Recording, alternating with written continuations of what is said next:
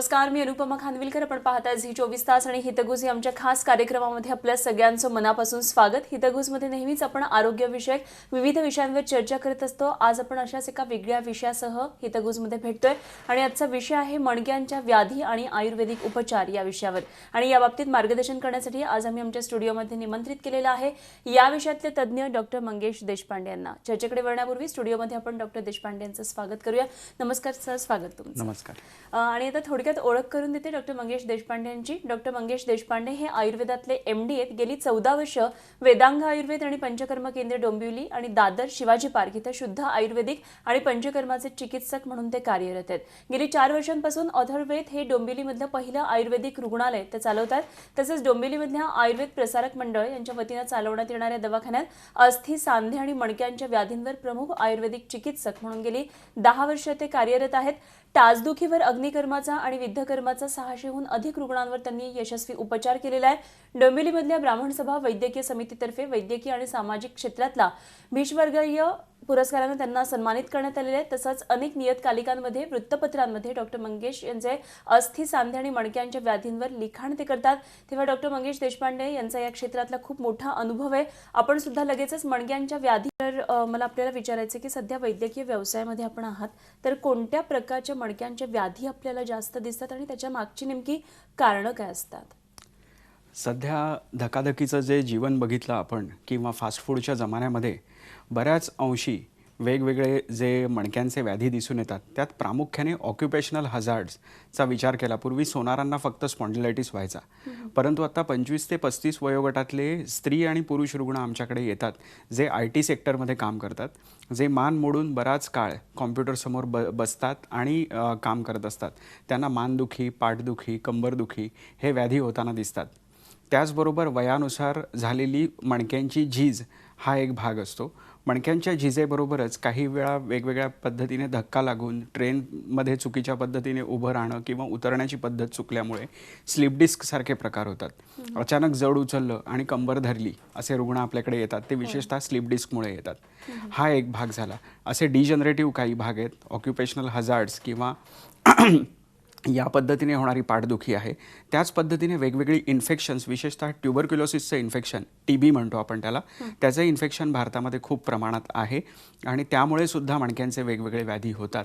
तर हे इन्फेक्शन पटकन कंट्रोलमध्ये आणणं सुद्धा गरजेचं आहे. त्याच पद्धतीने मणका एखाद्या स्थानावरून, स्वतःच्या स्थानावरून घसरणं हे जन्मजात सुद्धा असू शकतं किंवा कालांतराने सुद्धा होतं. याला स्पॉन्डिलोलिस्थेसिस असं म्हणतात. यामध्ये सुद्धा उत्तम आयुर्वेदिक उपचार करता येतात. असे वेगवेगळे आपल्याला व्याधी मणक्यांचे दिसत असतात, ज्यामध्ये आयुर्वेदिक उपचार करण्यापूर्वी आयुर्वेदिक हेतू शोधणं, म्हणजे याचं मूळ कारण काय आहे ते शोधणं फार आवश्यक असतं. ते शोधल्यानंतर जर आपण चिकित्सा केली तर ती निश्चित फलद्रूप ठरते. 4-5 उदाहरणं मी मुद्दाम देऊ इच्छितो. अतिव्यायाम हे याचं एक महत्त्वाचं कारण आहे. सध्या वेगवेगळी फॅड निघालेली आहेत. त्याच्यामध्ये मॅरेथॉनमध्ये धावणं आहे किंवा 2-2, 3-3 तास व्यायामशाळेत घालवणं आहे. चुकीच्या पद्धतीने विदाऊट कोच एखादा चांगला तंत्रशुद्ध शिकवणारा न हाताशी धरता केला गेलेला व्यायाम आहे, ज्यामुळे मणक्यांचे व्याधी होतात. याचबरोबर बसण्याची पद्धत जर चुकली तरीसुद्धा मणक्यांचे व्याधी, विशेषतः कंबरदुखी आणि मानदुखी होताना दिसते. L हा आकार आपण नेहमी बघितला पाहिजे, त्या पद्धतीने बसलं पाहिजे. त्याच्याऐवजी आपण नेहमी C मध्ये जर बसत असू तर आपल्याला मणक्यांचे व्याधी होणारच. याचबरोबर अतिव्यायाम जसं म्हटलं तसं अतिजागरण. आता मोबाईल ही एक अतिशय अशी देण आहे की ज्याच्यामुळे 1-2 वाजण्याच्या आधी कोणी व्हॉट्सॲपवरून उठतच नाही. त्यामुळे सुद्धा शरीरातला वायू वाढतो आणि त्याने वेगवेगळे अस्थि, सांधे, मणक्यांचे विकार होताना दिसून येतात. त्याचबरोबर आणखी डाएट, चुकीचा डाएट करणं हे सुद्धा आत्ता मोठ्या प्रमाणात चालू आहे. भरपूर याचं फॅड दिसून येतं आणि कॉलेजवयीन मुली विशेषतः हे करताना आढळतात. नुसते 8-8 दिवस वरणाचे गोळेच खायचे, पुढचे 15 दिवस फक्त कच्चं सॅलडच खायचं, पुढचे 15 दिवस फक्त फळंच खायची. या गोष्टी अतिशय चुकीच्या आहेत. संपूर्ण चौरस भारतीय जो आहार आहे तोच सगळ्यात महत्त्वाचा आणि शास्त्रोक्त आहे. वरण, भात, भाजी, पोळी त्याच्यामध्ये असलेली प्रत्येक गोष्ट ही अत्यंत महत्त्वाची आहे. त्यात वापरलेले मसाले, त्यात वापरलेल्या फोडण्या या सगळ्या अतिशय महत्त्वाच्या आणि शास्त्रोक्त पद्धतीनंच त्याच्या मागचा विचार दिसतो. हे सगळं डावलून आपण जर पाश्चात्यांचं अंधानुकरण करत राहिलो तर मणक्यांचे व्याधी आपल्याला होताना दिसतात. त्याचबरोबर खूप आणखीन एक महत्त्वाचा भाग तो म्हणजे वेगविधारण. वेगवेगळ्या पद्धतीचे संवेग आयुर्वेदाने सांगितलेले आहेत. 14 मल, मूत्र, अश्रू, जांभई यासारखे अनेक 14 संयोग आहेत. ढेकर हे जर थांबवले किंवा बळेच त्याचं उदिरण केलं तरीसुद्धा वेगवेगळे व्याधी होतात. एक उदाहरण फक्त देतो. आमच्याकडे एक कॅशियर होते ज्या रुग्ण म्हणून आलेले की ज्यांना मलमूत्राचं वेग थांबवून ठेवण्याची खूप सवय होती, कारण खूप लोड असायचा समोर, मोठी रांग असायची ग्राहकांची, त्यामुळे त्यांना मूत्रवेगाला सुद्धा जाता यायचं नाही. परंतु अशानंतर झालेली कंबरदुखी ही ट्रीट करण्यासाठी आयुर्वेदिक उपचार करत असताना मूत्रवेग धारण केल्यानंतर जे जे होतं त्यावर जी बस्ती आमायंतक घृतासारखी जी औषधं आहेत ती वापरावी लागली, तेव्हा त्यांची कंबरदुखी पूर्ण बरी झाली. थोडक्यात असं सांगायचं आहे की आयुर्वेदिक उपचार करताना मुख्य कारण काय आहे त्याची व्यवस्थित हिस्ट्री घेणं गरजेचं आहे आणि त्यानुसारच आपण चिकित्सा करू शकतो. नुसती आली मानदुखी किंवा आला कंबरदुखीचा रुग्ण म्हणून 2 औषधं दिली, 2 गुळगुळ दिले म्हणून रुग्ण बरा होत नाही. खरं, त्याच्या मुळाशी जाणं गरजेचं आहे आणि कारणांचा शोध लावणं हे खूप महत्त्वाचं आहे. सायटिका म्हणजेच आयुर्वेदानुसार गृध्रसी हा व्याधी बरोबर, तर आयुर्वेदानं हा पूर्णपणे बरा होतो का? हा प्रश्न चांगला आहे. सायटिका म्हणजे कमरेतून निघणारी एक नस जी खाली पायाच्या घोट्यापर्यंत जाते. एवढी मोठी ही नस शरीरामध्ये असते. ही जर कुठल्याही प्रकारे कुठेही दाबली गेली मध्ये तर ती सुजते आणि त्यामुळे कमरेपासून खाली पायाच्या घोट्यापर्यंत कळा यायला लागतात. पहिली स्टेप म्हणजे कळा येणं किंवा वेदना होणं. दुसरी स्टेप म्हणजे तिथे मुंग्या यायला लागणं. तिसरी स्टेप तिथल्या संवेदना कमी होत जाणं, पायाची शक्ती कमी होत जाणं. अशा वेगवेगळी लक्षणं त्याच्यामध्ये ग्रेडनुसार दिसू शकतात, तीव्रतेनुसार दिसू शकतात. तर ह्यामध्ये आपल्याला विविध चिकित्सा अवस्थेनुरूप करायला लागतात. परंतु पुन्हा मी मगाशी म्हटल्यासारखं आयुर्वेदिक वैशिष्ट्यपूर्ण चिकित्सा ही अवस्थानुरूप केली गेलेली चिकित्सा आहे. म्हणजे ॲक्यूट आत्ता दुखायला लागलंय तर ट्रीटमेंट वेगळी असते. क्रॉनिक म्हणजे 6 आठवडे झालेत व्याधी होऊन तर केली गेलेली ट्रीटमेंट वेगळी असते. ह्याचबरोबर ॲक्यूटमध्ये सुद्धा स्थूल रुग्ण असेल, जाडजूड रुग्ण असेल तर त्याची ट्रीटमेंट बदलते. तर कृश रुग्ण असेल, बारीक रुग्ण असेल तर त्याला तेलधारा किंवा वेगवेगळे बस्ती, कटिबस्ती हे उपचार स्निग्ध आणि उष्ण उपचार केले जातात. अशा वेगवेगळ्या उपचार पद्धतींनी पेशंटला बरं वाटतं. फक्त सायाटिक पेनची पुढची स्टेज जर मलमूत्रावरचं नियंत्रण सुटलं रुग्णाचं आणि पायातली शक्ती कमी झाली तर मात्र ही अलार्मिंग साईन आहे किंवा सिरियस साईन आहे आणि it is a medical emergency. अच्छा, एवढं लक्षात ठेवणं गरजेचं आहे. ओके. पण मग या व्याधींची लक्षणं नेमकी कोणती असतात आणि याच्यावर विशेष आयुर्वेदिक चिकित्सा नेमकी कशा पद्धतीने करता येते? आत्ता मी सांगितल्याप्रमाणे याच्यामध्ये खूप जास्त वेदना रुग्णाला होत असतात. अगदी कळा कमरेतून येऊन घोट्यापर्यंत पुढे जातात. पोटऱ्यांमध्ये जखडलेपणा असा दिसतो. हा रुग्ण नुसता कुशीवरून नुसता वळला तरीसुद्धा भरपूर वेदना होतात. त्याबरोबर स्तब्धता किंवा जखडलेपणा हे लक्षण दिसतं. तिसरं लक्षण दिसतं ते म्हणजे पायांमध्ये मुंग्या येणं आणि बाधिर्य म्हणजे संवेदनाच हळूहळू नष्ट होणं, मलमूत्रावरचं नियंत्रण कमी होत जाणं. वैशिष्ट्यपूर्ण चिकित्सा म्हटली तर यामध्ये इमिजिएट करायची गोष्ट असते ते म्हणजे सिरावेद किंवा रक्तमोक्षण. ही आयुर्वेदोक्त पंचकर्मातली वैशिष्ट्यपूर्ण चिकित्सा आहे. जर रक्तमोक्षण केलं तर पटकन वेदनेचं निर्हरण होतं.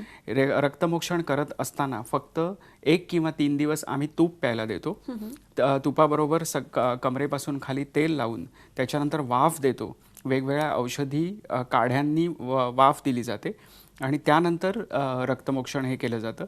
शिकलेल्या तज्ज्ञ वैद्यांकडूनच रक्तमोक्षण करून घ्यावं, कारण त्याचं ट्रेनिंग हे दिलं गेलेलं असतं त्यांना. बरोबर.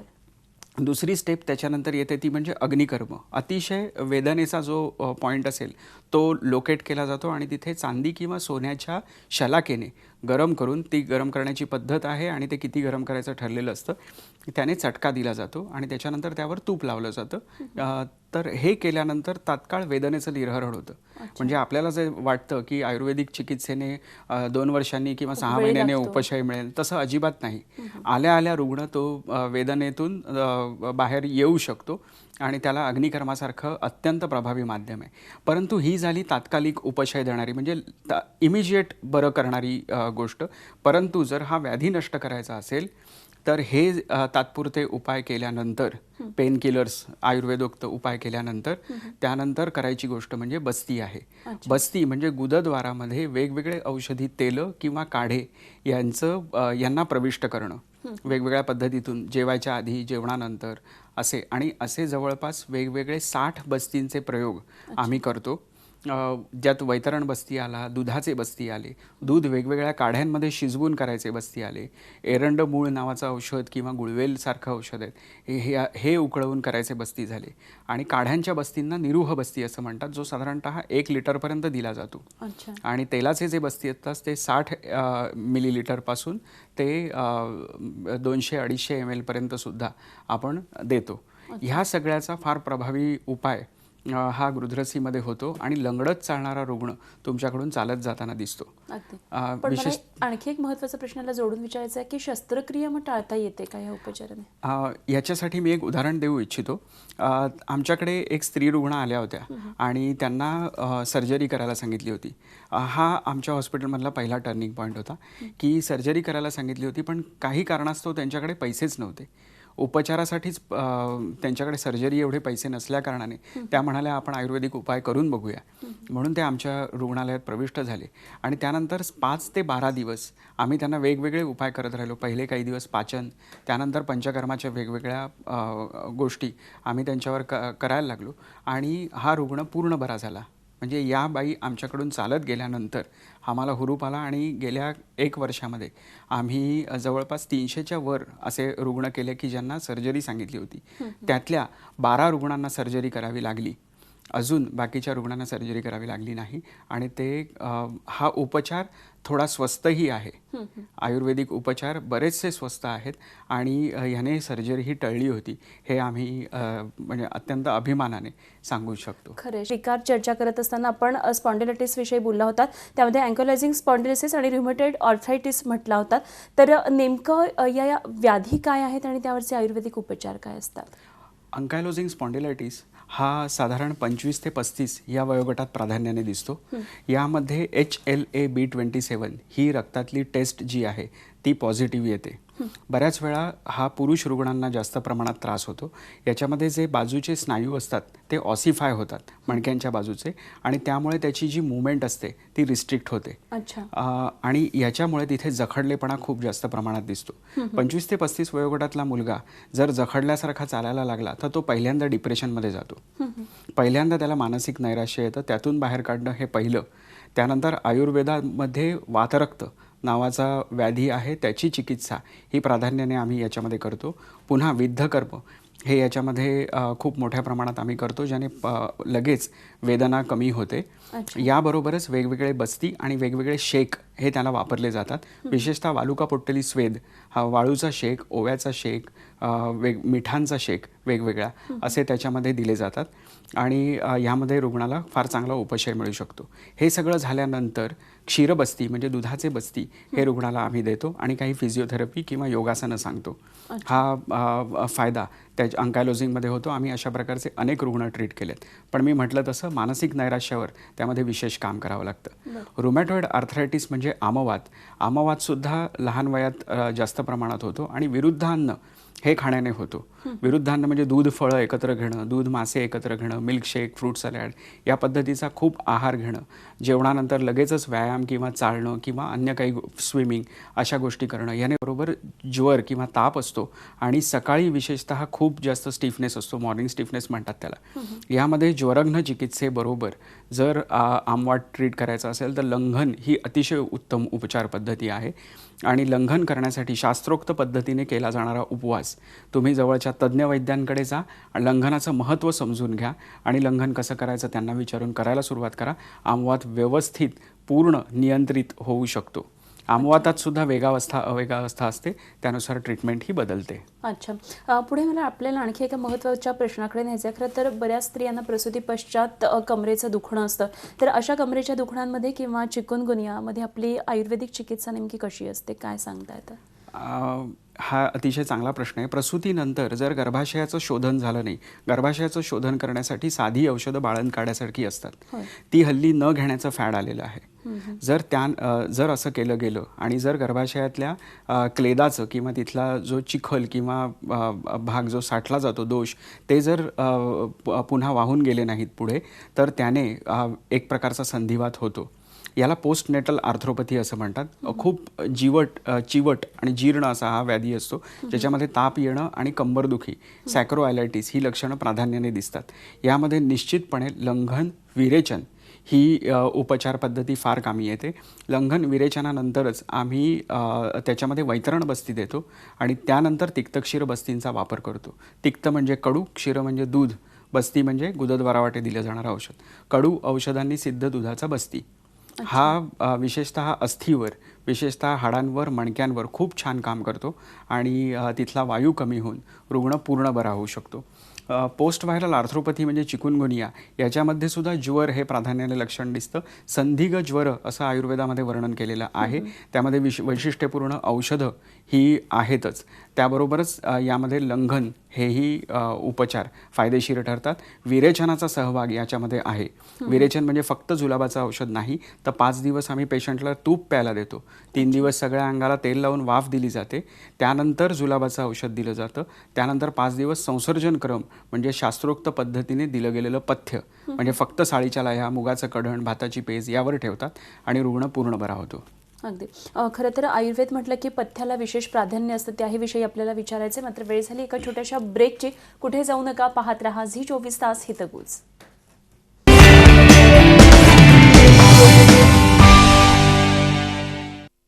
हितगुजमध्ये पुन्हा एकदा सगळ्यांचं स्वागत. आणि आज आपण हितगुजमध्ये चर्चा करतो आहोत ते मणक्यांचे विकार आणि त्यावर आयुर्वेदिक उपचार. आणि या विषयावर आपल्याला मार्गदर्शन करण्यासाठी आज स्टुडिओमध्ये आलेले आहेत या विषयातले तज्ज्ञ डॉक्टर मंगेश देशपांडे. आपण पुन्हा एकदा चर्चेकडे वळूया. मगाशी आपण जर बऱ्याच गोष्टी मणक्यांच्या विकारांबाबत पाहिल्या, तर आयुर्वेदिक चिकित्सेमध्ये खरं तर पथ्याला विशेष प्राधान्य दिलेलं आहे. तर आपण मणक्याच्या व्याधीनं ग्रस्त अशा रुग्णांना पथ्य नेमकं काय सांगाल, त्यांना व्यायाम देताना आपण नेमकं काय सांगाल? आयुर्वेदाकडे येताना पेशंट घाबरतोच की हे पथ्य सांगणार म्हणून, परंतु आयुर्वेदाचा तो आत्मा आहे. आयुर्वेद चिकित्सेमध्ये पथ्याला अनन्यसाधारण महत्त्व आहे. मूड आलेली मोठी कडधान्य खाऊ नयेत. पालेभाज्या अतिरिक्त प्रमाणात खाल्ल्या जातात, त्या आठवड्यातनं एकदाच खाल्ल्या जाव्यात आणि कशा खाव्यात, कशा तयार कराव्यात हे सुद्धा आयुर्वेदशास्त्रातला तज्ज्ञ तुम्हाला जास्त चांगल्या प्रकारे सांगू शकतो. दही खाणं हे एक वेगळं फॅड आहे. दही हे अत्यंत अभिषंदी असतं. अभिषंदी म्हणजे ते एक प्रकारचा चिखल शरीरात तयार करतं. त्यामुळे शरीराचं नित्य दळणवळण जे असतं ते हॅम्पर होण्याची शक्यता असते. म्हणून दही हे रेग्युलर खाऊ नये. भरपूर व्यायाम करणारा, भरपूर अंगमेहनत करणाऱ्या माणसाने दही जरूर खावं. विरुद्धांना जरूर टाळावं, कारण ते मज्जादुष्टी करतं, मगाशीच सांगितलं त्याप्रमाणे. तसंच चिंतानाम अतिचिंतनात, अतिचिंता ही रसदुष्टी करण्याचं कारण ठरतं. त्यामुळे चिंता ही सुद्धा टाळावी. हे टाळण्याचे वेगवेगळे उपाय, वेगवेगळे ब्रेन गेम्स आहेत, ते आपण रुग्णांना शिकवतो आणि त्याचा खूप सुंदर परिणाम होताना दिसतो. आणि अनेक बेडरिडन पेशंटसुद्धा व्यवस्थित उठून आपली नित्यकर्म करू शकतात आणि बरे होऊ शकतात. अगदी. सर, मला आपल्याला आणखी एका महत्त्वाच्या प्रश्नाकडे न्यायचं आहे. खरं तर आयुर्वेदिक रुग्णालय हे फारसं काही परिचित नसतं किंवा ही कन्सेप्टसुद्धा वेगळी आहे. आपलं सुसज्ज असं हॉस्पिटल आहे डोंबिवलीमधलं. तर ही कल्पना मुळात आपल्याला सुचली कशी आणि हॉस्पिटलमध्ये काय काय फॅसिलिटीज आहेत? आयुर्वेदिक हॉस्पिटल नेमकं म्हणजे काय आहे हे? डॉक्टर जयंत गोखले हे गोल्ड मेडलिस्ट आहेत ऑर्थोपेडिक्समधले, KEM मधनं झालेले. त्यांचं अतिशय मोठं सुसज्ज रुग्णालय डोंबिवलीमध्ये आहे. परंतु काही रुग्णांना शस्त्रक्रिया परवडत नाहीत किंवा काही रुग्णांना शस्त्रक्रियेनंतरसुद्धा काही कॉम्प्लिकेशन्स होताना दिसतात. तर असा काही वेगळा पर्याय उपलब्ध आहे का? या कल्पनेतून ऑर्थोवेद या रुग्णालयाची संकल्पना पुढे आली. त्यानंतर आम्ही रुग्णालय सुरू केल्यानंतर यामध्ये फक्त पथ्य, पंचकर्म, आयुर्वेदिक उपचार असे सुरू केले. यामध्ये प्राधान्याने मणक्यांचे विकार हे आम्ही सुरू केले. त्याचबरोबर गुडघ्यांचे विकारसुद्धा आणि अन्य सांधेदुखीसुद्धा, सांध्यांच्या दुखण्यांमध्ये सुद्धा आम्ही त्याच्यावर उपचार सुरू केले. पंचकर्माच्या सगळ्या फॅसिलिटीज ऑर्थोपेड रुग्णालयात आहेत. पूर्वी लोक केरळला जात होती यासाठी, पण आता असं नाही. डोंबिवलीमध्येच हे रुग्णालय आहे आणि अतिशय सुसज्ज आहे, जिकडे 24 तास MD झालेले वैद्य कार्यरत असतात. तुम्हाला सांगायला मला अभिमान वाटतो की 24 तास आमची OPD चालू असते. रात्री 3 वाजता सुद्धा BPOतून येणारी माझी पेशंट वर येते, औषध घेते आणि आपल्या घरी जाते. ही संकल्पना इथे आहे. म्हणजे हा एक भाग झाला. त्याचबरोबर पाईल्स फिशर फिस्टुलामध्ये डॉक्टर ऋषिकेश नागवेकर आणि डॉक्टर सुनील हे काम करतात. त्याचबरोबर जुनाट सोरियासिस किंवा इसब किंवा वेगवेगळे जुनाट जे त्वचा विकार आहेत, त्यामध्ये डॉक्टर चिंतन सांगाणी अतिशय उत्तम काम करतात. इन्फर्टिलिटीमध्ये मूल न होणं यामध्ये डॉक्टर कुलाली आणि डॉक्टर संकल्प घरत हे काम करत आहेत. त्याचबरोबर जुनाट अम्लपित्त, संग्रहणी, अल्सरेटिव्ह कोलायटिस, घोरणं यासारख्या व्याधींमध्ये सुद्धा आमच्याकडे डॉक्टर अमित डांगे म्हणून काम करतात. हे करण्याबरोबरच आम्ही स्वतः औषधांची निर्मिती करतो काही. तर ही स्वतः बनवलेली औषधं अधिक प्रभावशाली असतात हे आम्हाला दिसून येतं. त्यामुळे इन हाऊस 5 ते 12 दिवस, 5 ते 14 दिवस, 5 ते 21 दिवस आम्ही पेशंटना ट्रीटमेंट करतो. अगदी दिल्ली, अजमेरपासून लोक आमच्याकडे येतात आणि ते बरे होऊन जाताना, आयुर्वेदाच्या माध्यमातून जाताना आम्हाला दिसतंय आणि त्यामुळे आम्हाला त्याचा अभिमानही आहे. खरं, आणि ही खूपच चांगली खरं तर एक कन्सेप्ट आहे. सर, आज आपण इथे आलात, मणक्यांचे विकार आणि आपलं आयुर्वेदिक हॉस्पिटल ही संकल्पना खूप छान पद्धतीने समजावून सांगितली. त्याबद्दल खूप खूप धन्यवाद. धन्यवाद. नमस्कार. आणि यानंतर हितगुजमध्ये आपण इथेच थांबतोय. पाहत रहा झी 24 तास आणि रहा एक पाऊल पुढे.